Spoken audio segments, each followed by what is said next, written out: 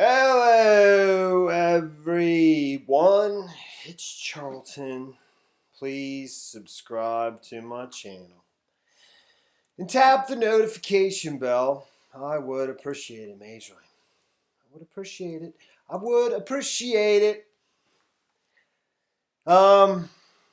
So, I saw this a couple days ago or yesterday, maybe the day before, I can't remember, about a second whistleblower about Trump's taxes, okay?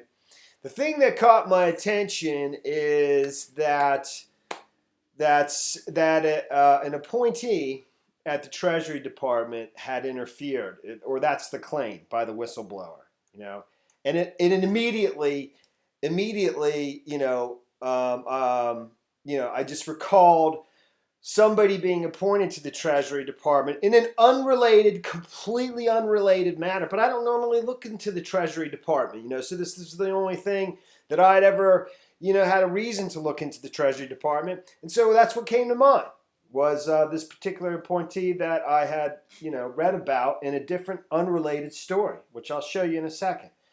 Okay, but so this now a second whistleblower comes forward to accuse an unnamed Donald Trump appointed official of trying to interfere in an IRS audit of presidents or Mike Pence's tax returns. So we don't even know which. We have very little details on this. Another whistleblower is coming out of the shadows to reveal a separate complaint against the president's administration. The career IRS employee alleges a Trump-appointed official attempted to interfere in the annual audit of the president or vice president's tax returns. The complaint was filed months ago, but the whistleblower is just now making them more public.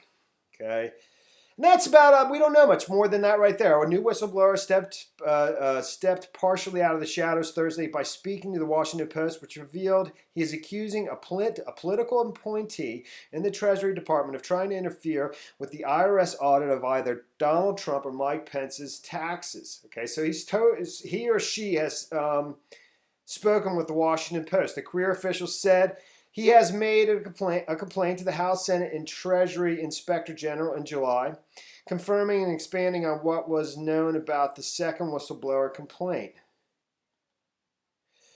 The Washington Post said it had interviewed the man but offered no detail of who he is and the specifics of his allegations against the appointee in the Treasury Department, which is led by Steve Mnuchin, who's obviously, the Treasury Secretary and was appointed by Trump. The decision to speak to a reporter by the official makes his allegations even more potentially damaging to the Trump administration than the limited previous disclosure about his complaint had suggested. News of the IRS complaint comes as a separate explosive whistleblower complaint filed in August came to light last month. And that complaint, and then it goes on to the Ukraine call stuff. Okay, so that's it. But, like I said, I know very little about the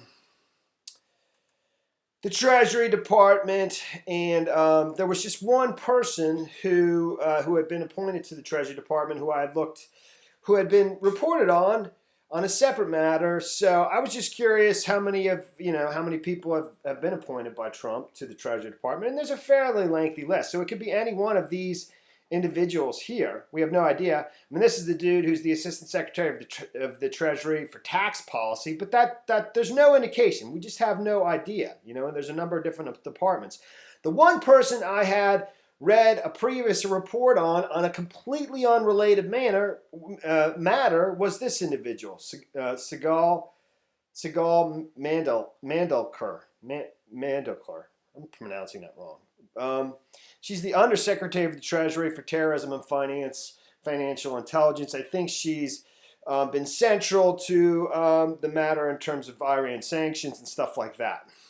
I believe that's been her expertise at the Treasury Department. But she was appointed by Trump, and the matter that I was looking into is she came up when somebody else was reporting about it, and I just was saw it. This was when the Epstein story was front and center. If this thing will go up and down for me and not lock up. And it was all about, there were other prosecutors that were part of the team, the legal team that basically came up with, the sweetheart deal for Epstein under Acosta, who became his labor secretary in the Southern District of Florida, that were part of the prosecution that came up with the sweetheart plea deal for Jeffrey Epstein. Okay, Acosta wasn't the only one. Jeffrey Epstein's legal team reveals names of 5 former prosecutors who approved the 2008 deal, who have ties to the Trump administration, and claim the case is just a do-over and should be tossed. But one of those persons was Sigal Mandelecker. It's Mandelker. I'm pronouncing that wrong. Anyway, so, and that's pretty much where the story ends. Pretty much where the story ends. And I just thought that's kind of strange. Well, there's no strange coincidence to that, actually. But I was just curious when I looked her up, just for the heck of it. And it turns out she's stepping down from the Treasury Department. And this is from a day ago. This is from the New York Times, the Wall Street Journal. Trump's top sanctions official will depart, And over at the Times of Israel, basically quotes the Wall Street Journal article saying that she's going to be rejoining the private sector. It doesn't give any specifics. It just says, according to the Wall Street Journal, Mandelker, hinted to Mnuchin over the summer that she wanted to return to the private sector. The report said that Mandelker does not have concrete plans, but will step down in the coming weeks to spend more time with her family. A department spokesman said Mandelker will be replaced by Deputy Treasury Secretary Justin Muzinich. So that's it. That's the story there. So she's stepping down from the Treasury Department, and I don't know. It just seemed like definitely got my eyes to open up when I just happened to look her up, and she's stepping down. After I was checking out this other story about the second whistleblower, and a Trump-appointed official at the Treasury Department had, according to the whistleblower, intervened on, a matter related to his tax returns or the vice president's tax returns. And that's it.